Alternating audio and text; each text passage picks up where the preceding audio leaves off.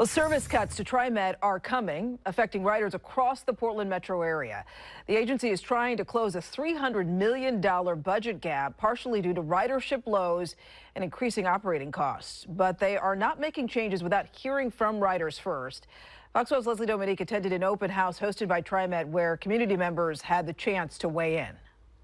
At the Rosewood Initiative in Southeast Portland, TriMet users are weighing in on possible service cuts. With this wall display, users are ranking from 1 to 9 possible service cut scenarios, from what they could tolerate to what they absolutely cannot. It's just one of several tools TriMet is using to gather community feedback before making future decisions. I still love to use the transit system, so I do. But I feel bad that it's going to be reduced. For 50 years, Amanda Briles has relied on TriMet, sometimes for leisure, sometimes to commute. Now, with TriMet planning historic cuts to help close a $300 million budget shortfall, she and other riders at Tuesday's open house want to know exactly how their routes will be impacted.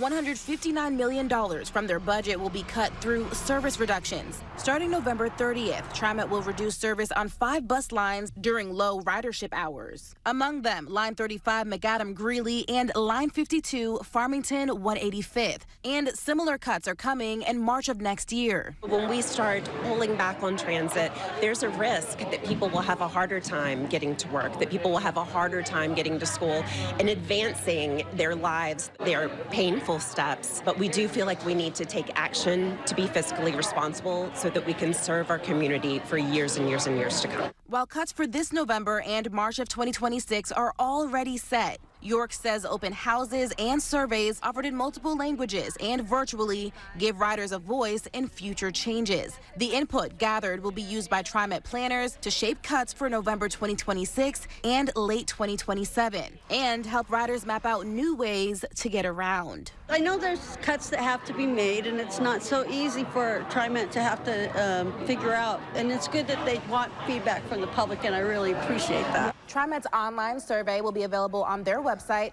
through October 31st. For now, reporting in Southeast Portland, Leslie Dominique, Fox 12 Oregon.